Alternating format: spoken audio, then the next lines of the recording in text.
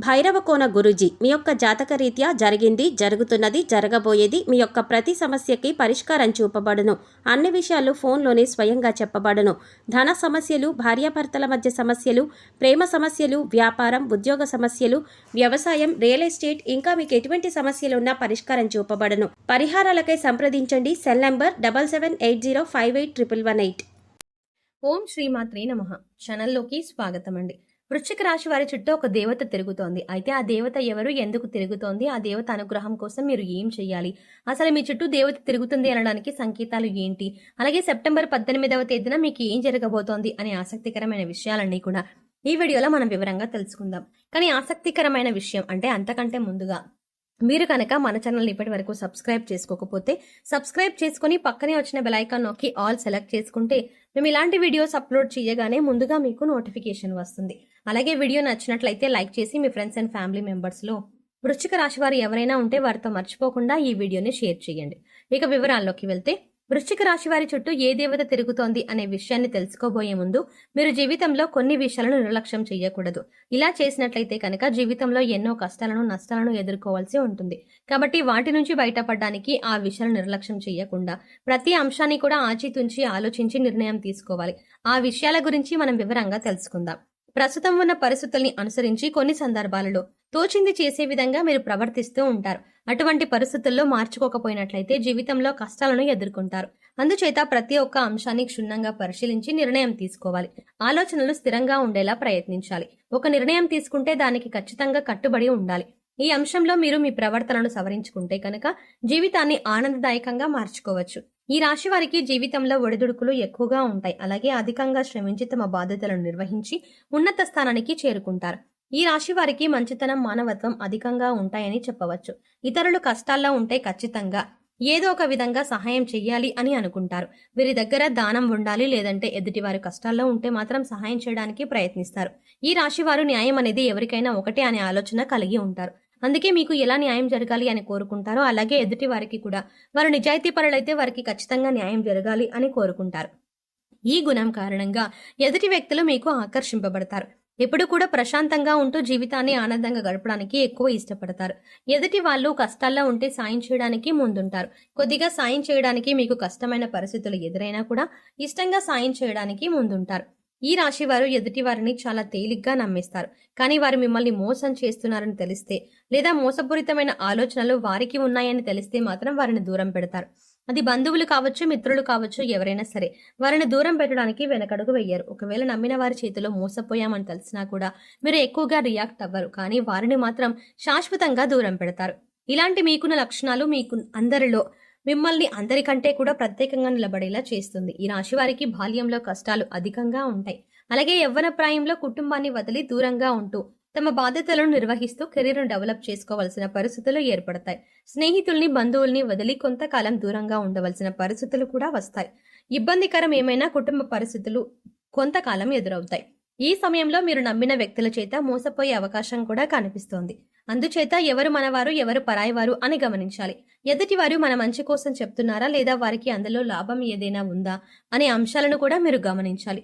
ప్రతి ఒక్కరి మీద ఒక కన్నేసి ఉంచాలి. ఎందుకంటే మీరు నమ్మిన వారే మీతో స్నేహపూర్వకంగా మాట్లాడుతూనే మిమ్మల్ని మోసం చేసి మిమ్మల్ని ఇబ్బందుల్లో పడే అవకాశాలు ఎక్కువగా ఉన్నాయి. ఈ సమయంలో ఈ రాశివారు వ్యాపార కూడలని అద్దెకిచ్చే ఆలోచన ఉంటే మానుకుంటే మంచిది. ఎందుకంటే అది మీకు నష్టాన్ని చేకూర్చవచ్చు. ఇక మీ వ్యాపారం ఏదైనా ఉంటే దాన్ని విస్తరించడానికి ప్రయత్నించినట్లయితే లాభాల బాట పడతారు. అలాగే వ్యాపారంలో ఎప్పుడూ అనుభవజ్ఞులను భాగస్వాములుగా చేర్చుకోవడానికి ప్రయత్నించండి. మీకు ఏదైనా సహాయం కావాలంటే అది చిన్నదైనా పెద్దదైనా కుటుంబ సభ్యుల యొక్క సలహాలు అలాగే వారి సహకారం తీసుకోవడానికి ప్రయత్నించండి. అలాగే మీ సమయంలో అంటే ఈ సమయంలో మీరు డబ్బుని అప్పుగా ఇచ్చినా తీసుకున్నా కూడా వాటికి సంబంధించిన పత్రాల గురించి చాలా జాగ్రత్తగా ఉండాలి. ఎందుకంటే ఈ సమయంలో మీకు షూరిటీ సంతకాల విషయంలో ఇబ్బందికర పరిస్థితులు కనిపిస్తున్నాయి. అయితే డబ్బులు ఇచ్చిపుచ్చుకునేటప్పుడు పత్రాలను జాగ్రత్తగా చూసుకుంటే కనుక ఎటువంటి ఇబ్బందులు ఉండవు. ఇక ఈ సమయంలో ముఖ్యంగా ఈ రాశి వారి చుట్టూ ఒక దేవత తిరుగుతుందని చెప్పవచ్చు. దీనికి గల కారణం మీరు ఇతరులకు నిస్వార్థంగా సహాయపడే విధానం కావచ్చు, లేదా మీరు నిష్కల్మషమైన మనసుతో అమ్మవారిని పూజించిన విధానం కావచ్చు, మీ దయాగుణం దానగుణం కావచ్చు. వీటి కారణం చేత అమ్మవారు ప్రసన్నమై మీ వెనకాలే ఉండి మిమ్మల్ని నడిపిస్తున్నారు. అందుచేత ఈ రాశి వారు ఎదుటి వారితో మాట్లాడేటప్పుడు కానీ, ఎదుటి వారికి సహాయం చేసేటప్పుడు కానీ చాలా నిర్మలమైన మనసుతో చెయ్యాలి. అమ్మవారికి కోపం తెప్పించే విధంగా మీరు ప్రవర్తించకూడదు. మీ దగ్గర లేని వ్యక్తుల గురించి మీరు తప్పుగా మాట్లాడకూడదు. కష్టాల్లో ఉన్నవారు మీ వద్దకు వస్తే ఈ సమయంలో వారికి లేదు అనకుండా మీకు వీలైనంతలో ఎంతో కొంత సహాయం చెయ్యండి. మంచితనం, మానవత్వం వదులుకోకుండా ప్రవర్తించండి. ఇంటిని పరిశుభ్రంగా ఉంచుకోవడానికి ప్రయత్నించండి. అమ్మవారి కరుణా కటాక్షాలను పొందుతారు. ఇల్లు వాకిలు శుభ్రంగా ఉన్న చోట లక్ష్మీదేవి తిష్ట వేసుకుని కూర్చుంటుందని పెద్దలు చెప్తారు. అలాగే ఇంటిని శుభ్రం చేసుకున్నాక ఇంట్లో సుగంధ ద్రవ్యాలతో ధూపం వేయండి. ఇలా చేయటం వల్ల అమ్మవారి ఆశీస్సులు మీ పైన ఎల్లప్పుడూ ఉంటాయి. అలాగే అమ్మవారు మీ చుట్టూ తిరుగుతోంది అని చెప్పడానికి సంకేతాలు ఏంటో ఇప్పుడు చూద్దాం. ఇంట్లో ఎప్పుడు సుగంధ పరిమళం వస్తున్నట్లయితే కనుక మీ ఇంట్లో దేవత ఉందని అర్థం చేసుకోవాలి. తరచుగా ఇంట్లో పసుపు కుంకుమ వాసన వస్తున్నట్లయితే కనుక అమ్మవారు మీతోనే ఉందని అర్థం చేసుకోవచ్చు. అలాగే మీ ఇంట్లో తరచుగా గజ్జల శబ్దం వినపడుతున్నా కూడా మీ ఇంట్లో అమ్మవారు ఉన్నట్టు అర్థం చేసుకోవచ్చు. ముఖ్యంగా రాత్రి సమయంలో గజ్జల శబ్దం వినబడుతున్నట్లయితే కనుక అమ్మవారు మీ ఇంట్లో తిరుగుతున్నారని అర్థం. మనసు ప్రశాంతంగా ఉన్నట్లయితే కనుక దేవత మీ వెనకాలే ఉండి మిమ్మల్ని అనుగ్రహిస్తోందని చెప్పవచ్చు. ఎందుకంటే కొన్ని సందర్భాలలో కొంతమందిని చూసినట్లయితే ఎటువంటి ఇబ్బందులు కష్టాలు లేకపోయినా మనసు మాత్రం ఆందోళన పడుతూ ఉంటుంది. అలా కాకుండా కొంతమందిని చూసినట్లయితే ఎన్ని కష్టాలు ఉన్నా చాలా ప్రశాంతంగా ఉంటారు. మరి అటువంటి వారికి అమ్మవారి అనుగ్రహం ఉందని చెప్పుకోవచ్చు. ఇక ఎప్పుడూ ఎదుటి వారికి మంచి కోరుకుంటూ దాన ధర్మాలు చేస్తూ నిస్వార్థంగా ప్రవర్తించినట్లయితే కనుక అమ్మవారు మిమ్మల్ని తొందరగా అనుగ్రహిస్తుంది. అయితే సెప్టెంబర్ 18వ తేదీ పౌర్ణమి చంద్రగ్రహణంతో కలిసి వచ్చింది. ఈ పౌర్ణమి అంటే అమ్మవారికి ఎంతో ఇష్టం. అయితే ఈ రోజున మీరు శక్తి కొలది అమ్మవారికి పాయసం కానీ పులిహోర కానీ చేసి నివేదన చెయ్యండి. అలాగే ఈ రోజున మీరు చెయ్యకూడని తప్పు ఒకటి ఉంది. ఈ తప్పు చేసినట్లయితే అమ్మవారి ఆగ్రహానికి గురవుతారని గుర్తుంచుకోండి. శుక్రవారం ఉదయం స్నానం చేసిన తర్వాత శుభ్రమైన ఎరుపు రంగు దుస్తులు ధరించి రోజంతా లక్ష్మీదేవిని స్మరించండి. యాలకులు మరియు లవంగం కర్పూరంతో వెలిగించి లక్ష్మీదేవికి హారతి ఇచ్చి అన్ని గదుల్లోనూ మీ ఆరతి చూపించండి. ఇలా చేయటం వల్ల మీ ఇంటి నుండి అన్ని రకాల ప్రతికూలతలు తొలగిపోతాయి. చెక్క పలకపై కుంకుమ పువ్వుతో స్వస్తిక్ చిహ్నాన్ని గీసి దానిపై గోమతి చక్రాన్ని ఉంచండి. తర్వాత దానిపై శ్రీయంత్రాన్ని ప్రతిష్ఠించి పూజించండి. పూజ తర్వాత గోమతి చక్రాన్ని మీ పర్సులో లేదా డబ్బు దాచుకునే ప్రదేశంలో ఉంచండి. ప్రతి మంగళవారం ఈ విధంగా చేయటం వల్ల మీ సంపద పెరుగుతుంది. అలాగే మీరు కెరియర్ జీవితంలో విజయాన్ని పొందుతారు. అలాగే మీరు ప్రతికూల శక్తుల నుండి బయటపడడం కోసం ఇంటి గుమ్మం దగ్గరకు ఆవు వస్తే ఏదైనా మీకు శక్తి కొద్ది గ్రాసం పెట్టి 3 ప్రదక్షిణలు చెయ్యండి. భిక్షగాళ్ళు వస్తే వారికి ఏదో ఒకటి ఇచ్చి పంపండి, కానీ ఊరికే ఏమీ ఇవ్వకుండా పంపవద్దు.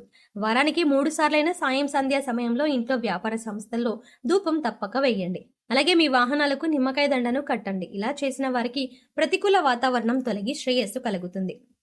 ఈ రోజున మద్య మాంసాలకు దూరంగా ఉండండి.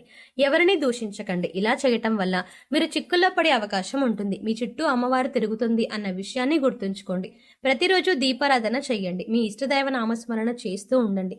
రోజుకు ఒక్కసారైనా కనకధార స్తోత్రం చదువుకోవడానికి ప్రయత్నించండి. చదవటానికి వీలు కాకపోతే కనీసం వినడానికైనా ప్రయత్నించండి. ఇలా చేయటం వల్ల అమ్మవారి కరుణా కటాక్షాలతో అద్భుతమైన ఫలితాలు పొందుతారు. సో చూసారు కదండి, వృశ్చిక రాశి వారి చుట్టూ ఏ దేవత తిరుగుతోంది, వృశ్చిక రాశి వారికి పౌర్ణమి చంద్రగ్రహణంతో కలిసి వచ్చిన రోజున ఎటువంటి ఫలితాలు పొందుతారు, అలాగే మీ చుట్టూ ఉన్న దేవతను ఏ విధంగా గుర్తించాలి, దేవతను ప్రసన్నం చేసుకోవడం కోసం మీరు ఏ పనులు చేయాలి అనే అంశాలను ఈ వీడియోలో మనం వివరంగా తెలుసుకున్నాం కదా. ఈ వీడియో మీకు నచ్చినట్లయితే లైక్ చేయండి. అలాగే మీ ఫ్రెండ్స్ అండ్ ఫ్యామిలీ మెంబర్స్లో ఎవరైనా వృశ్చిక రాశి వారు ఉన్నట్లయితే వారితో ఈ వీడియోని షేర్ చేసుకోవడం మర్చిపోకండి.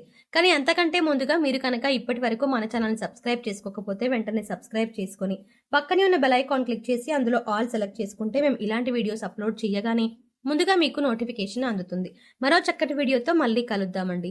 ఓం శ్రీమాత్రే నమః.